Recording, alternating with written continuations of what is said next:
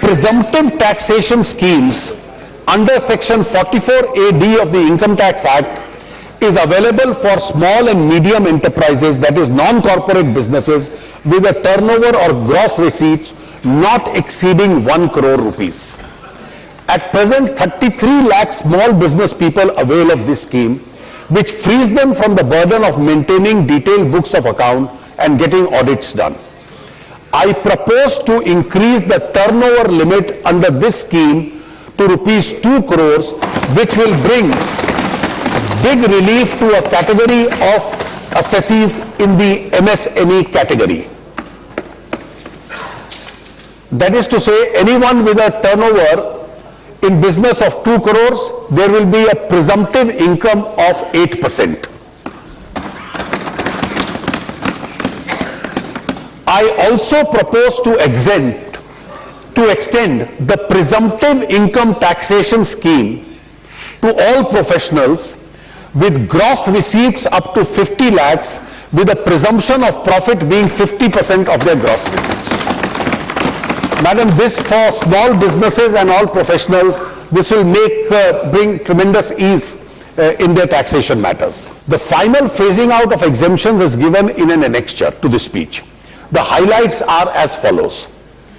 The accelerated depreciation provided under the Income Tax Act will be limited to a maximum of 40% with effect from 1st April 2017. The benefit of deductions of research would be limited to 150% from 1st April 17 and 100% from 1st April 2020. The benefit of Section 10AA to a new SEZ will be available to units which commence activity before 31/3/2020.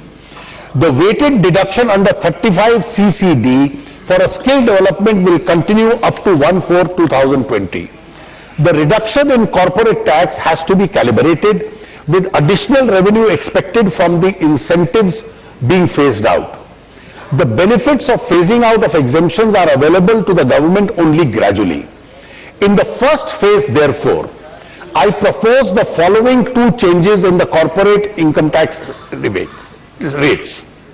A, the new manufacturing companies which are incorporated on or after 1st March 2016, as proposed to be given an option of being taxed at 25% per surcharge plus cess, provided they do not claim any profit-linked investment-linked deduction and do not avail of any investment allowance and accelerated depreciation.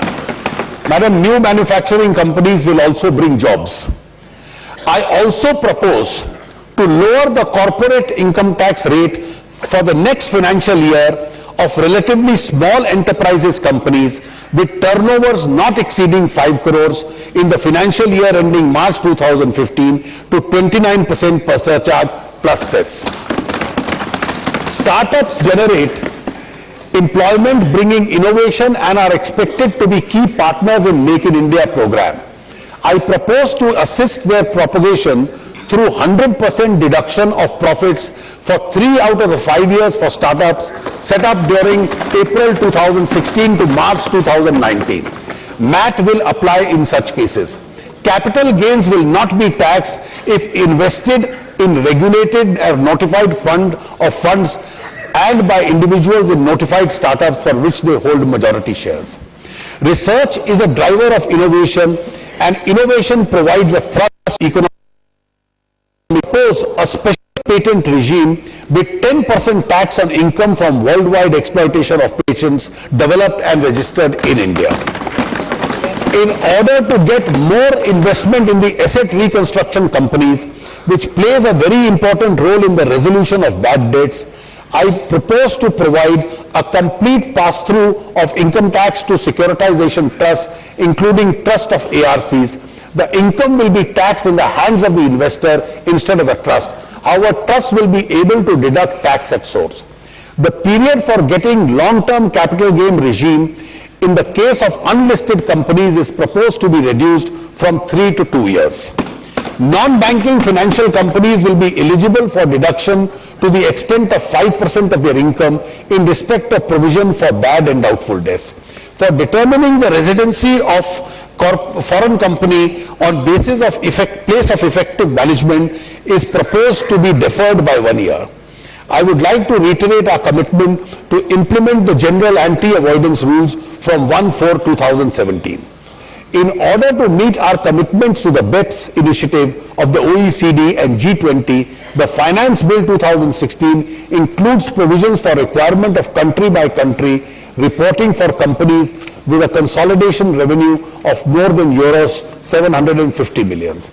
I propose to exempt service tax on services provided under the Deen Dayal Upadhyaya Gramin Kaushalya Yojana and services provided by assessing bodies empaneled by the Ministry of Skill Development and Entrepreneurship. I propose to exempt service tax on general insurance service provided by under the Nirmaya Health Insurance Scheme, Nirmaya, launched by the National Trust for Welfare of Persons with autism, cerebral palsy, mental retardation and multiple disability.